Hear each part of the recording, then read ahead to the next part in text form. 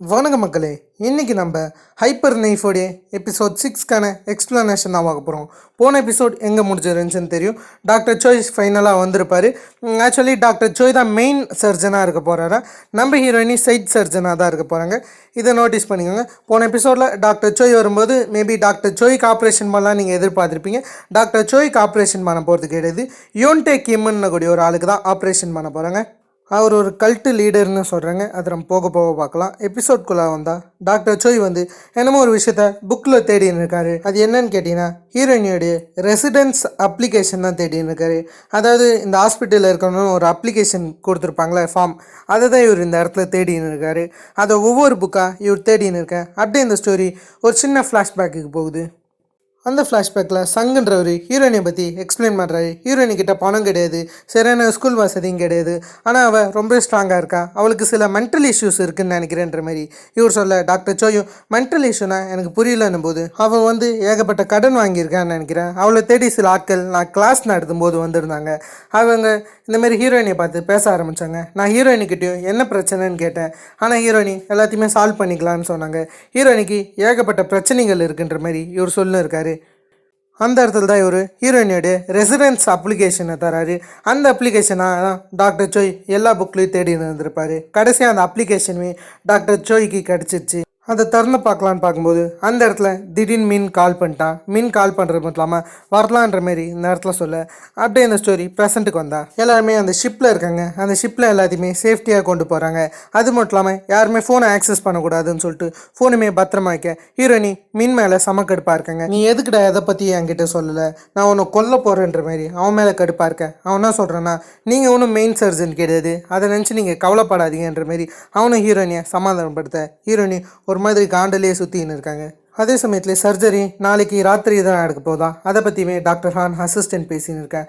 அப்படியே ஹீரோயினி அவங்க நாய்களை நினச்சி வருத்தப்படுறாங்க. அந்த நாய்களுடைய காலரை கடலில் போட அந்த இடத்துக்கு டாக்டர் சோய் வர்றாரு. நீங்கள் எதுக்கு இங்கே வந்தீங்க, நீங்கள் எதுக்கு இந்தமாரி பிளாக் மார்க்கெட் சர்ஜரி பண்ண ஆசைப்பட்றீங்க, உங்களுக்கு ஒன்றும் கண்டிப்பாக பணம் தேவைப்பட போகிறது கிடையாதுன்னும் போது அந்த இடத்துல டாக்டர் சோய் என்ன சொல்கிறேன்னா, நான் உங்களை மாரியான ஆட்களுடைய லைஃப்பை எக்ஸ்பீரியன்ஸ் பண்ணணும்னு ஆசைப்பட்டேன், அதுக்காக தான் இங்கே வந்திருக்கேன்னு சொல்ல, அதே சமயத்துலேயே நீ ஒன்றுமா அந்த நாய்களை நினச்சி வருத்தமாக இருக்குன்ற மாரி டாக்டர் சோய் கேட்க, ஹீரோயினுமே எல்லாமே உங்கள் மிஸ்டேக் தான், நீங்கள் பண்ணதால் தான் எல்லாமே நடந்துச்சுன்னு அவர் மேலே பழி போட, அவர் என்ன சொல்கிறேன்னா அது வெறி நாய் தான், அதுக்கு இவ்வளோ ரியாக்ட் பண்ண தேவையில்லன்னு சொல்ல, ஹீரோயினி ஒரு சைக்கோ பார்த்தாச்சு. அதை கேட்டவுடனே கடுப்பாயிட்டாங்க.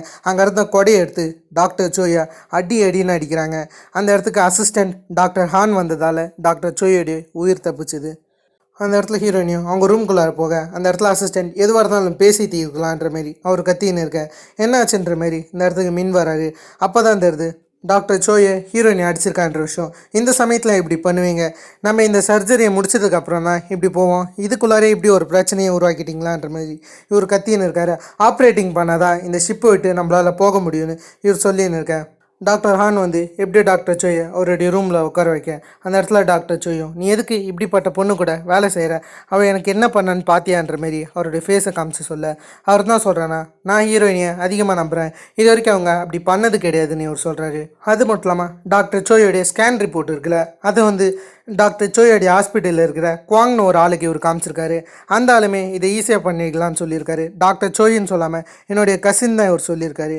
டாக்டர் சோயும் நான் குவானை பற்றி கேள்விப்பட்டிருக்கேன், அவன் ஒன்றும் அவ்வளோ மோசம் கிடையாது, அதே சமயத்தில் அவன் அவ்வளோ பெஸ்ட்டும் இவர் கிடையாதுன்னு சொல்கிறாரு. இவர் நம்ம ஹீரோயினி தான் இவருக்கு ஆப்ரேஷன் பண்ண பெஸ்ட்டுன்ற மாரி நினச்சின்னு இருக்காரு. அதை பற்றி இந்த இடத்துல டாக்டர் ஹான் கிட்ட சொல்ல, ஆலன் ஃபைனலி கொரியாவுக்கு வந்துட்டார். வரும்போது அவர் பார்க்குறது மிஸ் ராதா. ஆலன் டாக்டர் சோய் கிட்ட பேசணும்னு சொல்கிறாரு. ஆனால் டாக்டர் சோய் ரொம்ப பிஸியாக இருக்கார், அவரால் உங்களை காண்டாக்ட் பண்ண முடியாது, அவருடைய ஃபோனும் சுவிட்ச் ஆஃபாக தான் இருக்கும், உங்களுக்கு எதாச்சும் வேணும்னா டாக்டர் சோயுடைய பட்லர் அணுகுங்கன்ற மாரி இவங்க சொல்லிட்டு போகிறாங்க. அவரால் உங்களை அணுக முடியாததுக்கு சாரி, உங்களுக்கு என்னாச்சும் பிரச்சனைனா என்கிட்ட சொல்லுங்கள், நான் எல்லாத்தையும் பார்த்துக்கிறேன்னு இவங்க சொல்ல, அப்படியே டாக்டர் சோயை காமிச்சா டாக்டர் சோய் பேஷண்ட்டை பார்க்க போகிறாரு. அவருடைய பேர் தான் யோன்டேன்றது. அந்த பேஷண்ட்மே ஒரு மாதிரி நெகட்டிவ் ஷேடாக தான் பேசின்னு இருக்காரு. அதாவது நான் இறந்துட்டா எப்படி இருக்குன்ற மாதிரி தான் பேசின்னு இருக்காரு. ஆப்ரேஷன் நடக்கும்போதே நான் இறந்துட்டா நல்லாயிருக்கும், இந்த வியூ இருக்கும்போதே ரசிக்கணுன்ற மாரி அவர் நெகட்டிவாக பேச, இது டாக்டர் சோய்க்கு சுத்தமாக பிடிக்கல. பின்னா அங்கே வாழும்போதே சாவறதை பற்றி பேசினா டாக்டர் சோய் கடுப்பாகதா, அவர் வேறு டாக்டர் வேறு. இப்படிலாம் இருக்கிற சமயத்தில் ஹீரோயினி அந்த இடத்துல சாப்பிட்னு இருப்பாங்க டீம்மேட்டர்ஸோட. அந்த இடத்துக்கு மீன் வராரு. மீன் வரும்போது ஹீரோயினி இன்றைக்கி நைட்டு எதுக்கு ஆப்ரேஷன்ற மாரி கேட்க, பேஷண்ட்டு தான் அது ஆசைப்பட்டாருன்ற மாரி மின் சொல்ல, பேஷண்ட்டுடைய ஆசைகளை எப்போ கேட்க ஆரம்பிச்சிங்கன்னு ஹீரோயினி நக்கலாக சொல்ல, இன்றைக்கி நைட்டு ஆப்ரேஷன் நல்லா தூங்கிட்டு எழுந்துருவாங்கன்ற மாதிரி சொல்ல, அதே சமயத்துலேயே டாக்டர் ஆன் வந்து யோன்டே தான் ஆப்ரேஷன் பண்ண போகிறதுன்னு சொல்ல, ஹீரோயினி அந்த கீர்க்கனா அந்த கல்ட் லீட்ரான்ற மாரி ஒரு மாதிரி முறைச்சி பார்த்துன்னு இருக்காங்க. அதே சமயத்தில் ஹீரோயினிக்கு அசிஸ்ட் பண்ண போகிறது வேறு யாரும் கிடையாது, அவங்களுடைய அசிஸ்டன்ட் சியோ தான் நம்ம ஹீரோயினிக்கு அசிஸ்ட் பண்ண போகிறது. இதெல்லாம் நமக்கு இங்கே தெரிய வருது. அதே சமயத்தில் ஹீரோயினி டாக்டர் ஹானை பார்த்து இந்த மாதிரி டாக்டர் சோயோடைய கை ஒன்றும் சரி கிடையாது, அவருடைய கை ஒழுங்காக ஹேண்டில் ஆகாது. அதே சமயத்தில் அவர் எண்டோஸ்கோப்பை பிடிக்கும்போது அவர் பக்காவாக அவருடைய கையை ஹேண்டில் பண்ணணும், அதில் அது மொத்தத்தையும் நீங்கள் தான் பார்த்துக்கணும், இல்லைனா மிகப்பெரிய பிரச்சனை ஆகிடும் டாக்டர் ஹானுக்கு எச்சரிக்கை தராங்க. அப்படியே போலீஸ் ஸ்டேஷனுக்கு காமிச்சா டிடெக்டிவ் காணாமல் போய் 2 வாரம் ஆகுது. இப்போதைக்கு டிடெக்டிவ் எங்கே இருக்காருன்னு தெரிஞ்சுதான் போது போலீஸ்கிட்ட ஒரே ஒரு தேரி தான் இருக்குது, அதாவது டிடெக்டிவ்க்கு கல்ப்ரேட்டை பற்றி ஒரு மெயின் லீடு கிடச்சிக்கலாம், அவர் கல்ப்ரேட் கிட்ட டைரெக்டாக பேச போயிருக்கலாம், கல்ப்ரேட் அவரை கிட்னாப் பண்ணியிருக்கலான்னு ஒரு தேரி இருக்கதா சொல்ல, அந்த இடத்துல இருக்கிற சீஃப் மே என்ன சொல்கிறேன்னா, இந்த கேஸை நீங்கள் முடிக்கலாம் வேற ஒருத்தர்கிட்ட தந்துருவன்ற மாரி இவங்க சொல்ல, அந்த இடத்துல யாங் என்ன சொல்கிறேன்னா எங்களுக்கு 1 வாரம் போதுன்ற மாரி இவர் சொல்லின்னு இருக்க. அப்படியே அந்த பக்கம் டிடெக்டிவ் வந்து பார்த்தீங்கன்னா இந்தமாரி ஒரு ரெஸ்டாரண்ட்டாக தான் நின்றுன்னு வந்திருப்பார், அவருடைய வீட்டாண்டு கிடையாது. அந்த இடத்துக்கு தான் நம்ம டாக்டர் சோய் வந்திருப்பார். வரதுக்கு மட்டும் இல்லாமல் அந்த இடத்துல தான் இந்தமாரி இவரையுமே கிட்னாப் பண்ணி போயிருப்பார், அதாவது டிடெக்டிவை. அப்படியே நமக்கு போன எபிசோடில் காமிச்ச போட்மேன் பியோவை காமிக்கிறாங்க. இவர் தான் மின்னோட நம்பரை யாங்க்கு தந்திருப்பார். அந்த இடத்துல யாங்கோடைய டீமில் இன்வெஸ்டிகேஷன் டீம் இருக்குல்ல, அவங்க இந்த இடத்துக்கு வந்து பியோவை பிடிச்சின்னு போயிடுறாங்க. அப்படியே இந்த பக்கம் டாக்டர் சோயை காமிச்சா டாக்டர் சோயோடைய கைகள் ஒழுங்காக வேலை செய்யாது, ஏன்னா அவருடைய கைகள் ஆடிக்கிட்டே இருக்கும், அவருக்கு இந்தமாரி பிரச்சனை இருக்கிறதுனால. அதில் டாக்டர் சோய் அவருடைய கை ஸ்டேபிளாக இருக்கணும்னு சொல்லிட்டு ஊசி போட்டுக்கிறாரு. இப்படிலாம் இருக்கிற சமயத்தில் யோன் தேவை ஆப்ரேட்டிங் ரூமுக்கு கூட்டின்னு போனோம், ஏன்னா இவருக்கு இப்போ தான் ஆப்ரேஷன் பண்ணணும். அவருமே சரின்னு அந்த இடத்துக்கு வராரு. அந்த இடத்துல ஒவ்வொரு ஆளாக இந்த பக்கம் மின் இன்ட்ரடியூஸ் பண்ண, அதில் ஒரு ஹீரோயினை பார்த்து இவர் ரொம்ப சின்ன பொண்ணாக இருக்காளே, இவளால் இதை பண்ண முடியுமா, என்னுடைய மண்டியில் இருக்கிற பிரச்சனையை இவளால் சொல்ல முடியுமான்னும் போது அவங்க அசால்ட்டாக அதை சொல்கிறாங்க. இந்த இடத்துல யார் யார் எங்கே ஆப்ரேட் பண்ண போகிறாங்க, இவருடைய மண்டியில் எங்கே அந்த டியூமர் இருக்குன்ற விஷயத்த அழகாக இவங்க எக்ஸ்பிளைன் பண்ண தான் இந்த ஆளுக்கு நம்ம ஹீரோயினி மேலே நம்பிக்கை வருது. இப்படிலாம் இருக்கிற சமயத்தில் டாக்டர் சோய் அவருடைய ரூமில் டாக்டர் யூனிஃபார்ம் போடலான்னு இருக்கும்போது ஹீரோயினி வந்து உங்கள் கைகளுக்கு எதனாச்சும் ஆப்ரேஷன் பண்ணும்போது ஆச்சுன்னா என்கிட்ட சொல்லுங்கள், நம்ம 2 பேரும் பொசிஷனை சேஞ்ச் பண்ணி போனேன். டாக்டர் சோய் அப்படிலாம் ஆகாது, கவலைப்படாதுன்னு சொல்லிட்டு இவங்க ஆப்ரேட்டிங் ரூமுக்கு போகிறாங்க. அப்படியே இந்த பக்கம் பேரலாம் வந்து பார்த்துறான் பியோவை யாங் வந்து இன்வெஸ்டிகேஷன் பண்ணின்னு இருக்காரு. இந்தமாரி இவருக்கு தான் மின்னை பற்றி தெரியும். அதில் இப்போதைக்கு உங்களுடைய அசம்ஷன் என்னவாக இருக்குன்னா மின் தான் மேபி அந்த டிடெக்டிவ் கொன்று இருக்கலான்னு சொல்லிட்டு. அதே சமயத்தில் இந்த இடத்துல பியோ என்ன சொல்கிறேன்னா, நான் தான் உங்களுக்கு மின்னோடைய நம்பரை தந்தேன், அதுக்கு நீங்கள் என்னை ப்ரொடெக்ட் பண்ணுவீங்கன்னு சொன்னீங்க, அதுக்கு இப்படியா பண்ணுவீங்கன்னும் போது அந்த இடத்துல யாங்குமே நாங்கள் உங்களை கண்டிப்பாக ப்ரொடெக்ட் பண்ணுவோம், முதல்ல மின்னை பற்றி சொல்லுன்ற மாரி இவர் சொல்கிறாரு. பியோவுக்கும் மின்னுக்கும் என்ன சம்மந்தம்னு கேட்டிங்கன்னா, பியோ வந்து பார்த்தீங்கன்னா இந்தமாரி இல்லீகலாக போட் ஓட்டுறவன், அதாவது இந்தமாரி நீங்கள் சைனாவுக்கு போனோமா அகதிகளை இந்தமாரி ட்ராப் பண்ணுற ஒரு பைபிள் தான் இந்த பியோ. அதாவது மின் அடிக்கடிக்கு ஆர்கான் டிராஃபிக் பண்ணும்போது இந்த பியோ மூலியமாக தான் சைனா அங்கே இங்கெல்லாம் போயிட்டு வருது. அந்த விஷயமாக தான் இவங்க பேசியிருக்கேன். அப்படியே இந்த பக்கம் மின் இருக்கார்ல, மின்னுக்கு யாங் கால் பண்ணுறாரு. கால் பண்ணுறது மட்டும் இல்லாமல் நாங்கள் என்ன நினைக்கிறோன்னா நீங்கள் தான் டிடெக்டிவை கொன்னீங்கன்னு நினைக்கிறோன்ற மாதிரி இந்த இடத்துல இவங்க ஒரு அசம்ஷன் வைக்க, என்ன பைத்தியகாரத்தனமாக உளறீங்கன்ற மாதிரி அந்த பக்கம் மின்னு பேசின்னு இருக்காரு. யாங்குமே நாங்கள் கண்டிப்பாக உங்களை பிடிப்போன்ற மாரி இவர் சொல்லின்னு இருக்காரு. நீங்கள் எங்கே இருக்கீங்கன்ற மாரி இந்த இடத்துல இவங்க கேட்டுன்னு இருக்காங்க. ஆனால் மீன் நான் பிஸியாக இருக்கேன்னு சொல்லிட்டு ஃபோன் காலை அப்படியே கட் பண்ணேன். இந்த பக்கம் ஆப்ரேட்டிங் ரூமில் காமிச்சா டாக்டர் சோயோடைய கைகள் திடீர்னு தடுமாற ஆரம்பிக்க, ஹீரோனி இடத்த மாற்றிக்கலாமான்னு கேட்க, அந்த இடத்துல டாக்டர் சோய் நானே பார்த்துக்கிறேன்னு சொல்கிறாங்க. கடைசியாக அந்த சர்ஜரியும் எப்படியோ கம்ப்ளீட் பண்ணிடுறாங்க. இப்படிலாம் இருக்கிற சமயத்தில் ஹீரோயினி டாக்டர் சோயை பார்க்குறாங்க. டாக்டர் சோய் கிட்ட வந்து இவர் பண்ண மொத்த ஹெல்ப்புக்குமே தேங்க்ஸ் சொல்கிறாங்க. இவங்க இந்தமாரி யோன்ஷன் ஹாஸ்பிட்டலில் இவர் கூட வேலை செஞ்சு தான் இவங்களுக்கு ப்ரெஷியஸ் டைமாக, அதே சமயத்தில் அதான் இவங்களுக்கு ரொம்ப பிடிச்சிருந்ததாக சொல்கிறாங்க. அந்த இடத்துல வேலை செய்யாத ஒவ்வொரு நிமிடங்களும் இவங்களுக்கு டார்ச்சராக இருந்துச்சான். இவர்கிட்ட வேலை செஞ்சது இவங்களுக்கு ரொம்பவே பிடிச்சதுன்ற மாரி அதை பற்றி இவங்க சொல்கிறாங்க. நீங்கள் செஞ்ச மொத்த உதவிக்குமே தேங்க்ஸ்ன்ற மாரி இவங்க சொல்லிவிட்டு அந்த இடத்த விட்டு போகிறாங்க. இதில் உங்களுக்கு ஹீரோயினிக்கு எந்த அளவுக்கு டாக்டர் சோயை பிடிச்சிருக்குன்னு தெரியும். அதே சமயத்தில் யூ யாங் டாக்டர் சோய் இன்னைக்கு வேலைக்கு வரலான்றதுனால என்ன ஆச்சுன்னு பார்க்க வரும்போது பட்லர் அவர் இங்கே இல்லைன்னு சொல்ல சரின்னு இவரும் அந்த இடத்துல பார்க்கும்போது அந்த இடத்துல ஆலன் இருக்காரு. ஆலன் வந்து நம்ம ஹீரோயினை பற்றி விசாரிக்கிறாரு.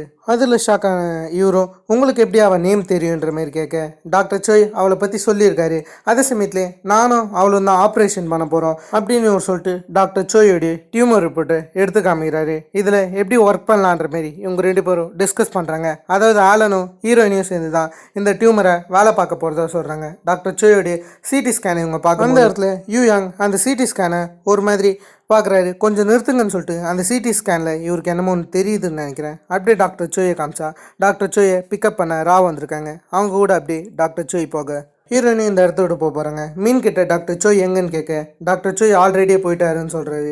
சரி இப்படிலாம் இருக்கும்போது டாக்டர் சோய் தனியாக ஒரு இடத்துல காரை நிறுத்தி ஹீரோயினுடைய ரெசிடென்ஷியல் அப்ளிகேஷனை எடுத்து பார்க்குறாரு. அந்த அப்ளிகேஷன் தான் நமக்கு ஒரு விஷயம் தெரியுது. அதாவது ஹீரோயினி சரியான சைக்கோபாத் மட்டும் இல்லை, நியூரா சர்ஜரியிலே ஒரு கேடுகட்ட நியூரா சர்ஜரின்னு தெரியுது. நியூரா சர்ஜரினா அந்த அளவுக்கு வெறித்தனமாக அவங்களுக்கு பிடிக்குன்னு தெரியுது. அந்த அளவுக்கு மரண பங்கமாக எழுதி வச்சுருக்காங்க. அவங்களுக்கு நியூரா சர்ஜரி எந்த அளவுக்கு இறங்கி பிடிக்குமோ அந்த அளவுக்கு அவங்க எழுதி வச்சுருக்காங்கன்னா பாருங்களா.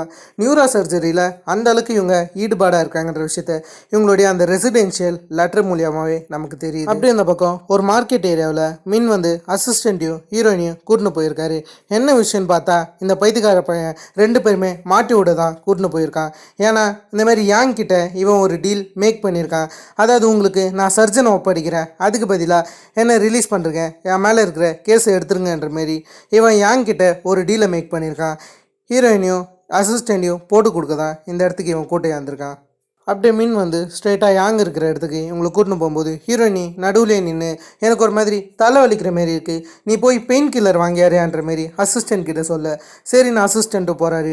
மீன் கடைசியாக யாங்க பார்க்க சர்ஜரி ஆட்களை கூட்டான்ட்டுன்னும் போது பின்னாடி யாரையுமே காணோம். யாரா இருக்கான்னு பார்க்கும்போது நான் போய் அவங்கள கூட்டாரேன், என்னை ஃபாலோ பண்ணுங்கன்னு யாங்குக்கு ஒரு சிக்னல் காமிச்சிட்டு இவர் ஸ்ட்ரெயிட்டாக ஹீரோயினியை தேட போக ஹீரோயினியும் அவர் கையில் கிடச்சிட்டாங்க. வரும்போது மீன் அசிஸ்டண்ட் எங்கன்னு கேட்கும்போது அவர் முக்கியமான வேலையாக போயிருக்கான்னு சொல்லிட்டு இப்படி அவங்க நடந்து போகும்போது யூயாங் கிட்டேருந்து கால் வருது.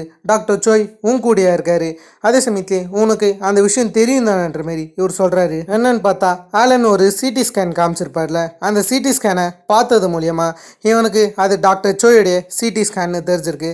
அதனால தான் அதை இவன் ஆச்சரியமாக பார்த்துருக்கான். அதை தான் ஹீரோயினி கிட்ட சொல்லும்போது ஹீரோயினி ஆமாம் அது பிரெயின் ஸ்டெயின் கொலியாமான்னு சொல்கிறாங்க, இதில் ஒன்றும் நீ இன்வால்வ் ஆகாத, இது ஒன்றும் உன்னோடைய பிஸ்னஸ் கிடையாது, இது என்னுடைய வேலை, நீ மூடிக்கினுன்ற மாதிரி யூயாங்க செம்மையை தீட்டின்னுக்க. யூயாங் நம்ம தனியாக பேசுவோம், கண்டிப்பாக நம்ம ரெண்டு பேரும் பேசி எடுத்துடணும், நீ டக்குன்னு ஹாஸ்பிட்டலுக்கு வான்ற மாதிரி இவர் சொல்ல அதே சமயத்தில் ஹீரோயினிக்கு என்னமோ ஒன்று தப்பாக படுது. திடீர்னு இவங்க பின்னாடி பார்க்கும்போது முன்ன டாக்டர் சோய் புடலிலே ரெண்டு தட்டி கூட்டின்னு போயிடுறாரு. ஹீரோயினியும் அதை ஸ்லோவாக திரும்பி பார்க்க அப்படியே யாங்கோ அந்த இடத்துக்கு வரும்போது திடீர்னு மீன் டிஸ்பயர் ஆகிறாரு. மீனுடைய ரத்தம் கீழே சிந்தியிருக்க ஹீரோயினி அதை பார்த்து அதிர்ச்சி ஆகுறாங்க. அந்த இடத்துல மின் எங்கன்ற மாரி குரூப்பில் யாங்குமே தேடி நிற்க ஹீரோயினி மின்னை கூட்டின்னு வந்து டாக்டர் சோய்ன்ற விஷயம் நல்லாவே தெரியுது. இந்த விஷயம் எப்படி டாக்டர் சோய்க்கு தெரிஞ்சிச்சுன்னு தெரியல. இந்த எபிசோடையும் கொஞ்சம் கிளிஃப் ஆங்கிள் தான் ஃபினிஷ் பண்ணியிருக்காங்க. கொஞ்சம் ஸ்லோவாக போயிருக்கலாம், ஆனால் கண்டிப்பாக எபிசோட் தரமாக இருந்துச்சுங்க. ஒவ்வொரு சீனையும் அந்தளவுக்கு செதுக்கியிருப்பாங்க. முக்கியமாக ஹீரோயினிக்கு நியூரா சர்ஜரி மேலே எவ்வளோ இன்ட்ரெஸ்ட்ன்ற விஷயத்த ஒரு அப்ளிகேஷன் மூலியமாக சிம்பிளாக சொல்லியிருப்பாங்க. ஏகப்பட்ட விஷயங்களை போகிற போக்கிலேயே சொல்லியிருப்பாங்க. அதெல்லாம் செமையாக இருந்துச்சு. டெஃபினெட்லி உங்களுக்கு இந்த வீடியோ பிடிச்சிருக்குன்னு நினைக்கிறேன். நெக்ஸ்ட் எபிசோடுக்கு வெயிட் பண்ணுறீங்களா, அதையும் கமெண்ட் பண்ணுங்கள். இதே மாதிரி நான் உங்களை வேறு ஒரு வீடியோவில் சந்திக்கிறதுக்கும் ஆஃப் அண்ட் கைஸ்.